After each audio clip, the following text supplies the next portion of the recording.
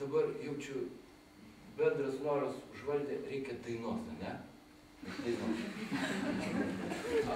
Yra fantastinis mūsų dienų išradimas išmanusis telefonas. Matot, ten atsisiunti apsiuką tokį, kaip vadinasi, apsiukas. Ten yra tokia knopkutė, puf, paspaudi ir sužiūrėjai daugybę dalykų. Atrišo tave, neatrišo, o gali pagroti. Va. Matot, groju. O žinot, pavyzdžiui, kad astronomai nustatė, kad iš Žemės taip matosi maždaug 9000 žvaigždžių.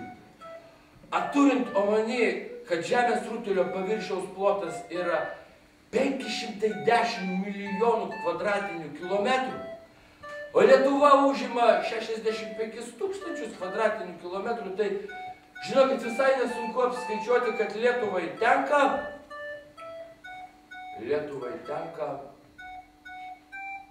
viena žvaigždė.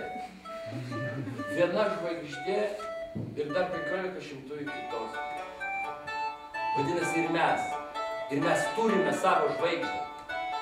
Tai ar gali savo žvaigždę turinti valstybė skendėti mėšle? Ar gali joje likti tik tai varnų trankimas ir vėjo pūtimas akidomėse? Ar gali tokia valstybė pražūti?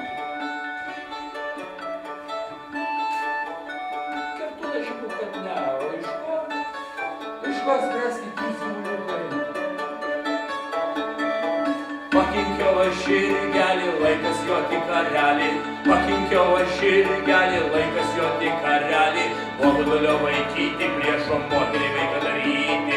Nuobodulio vaikyti, priešo moteriai vaiką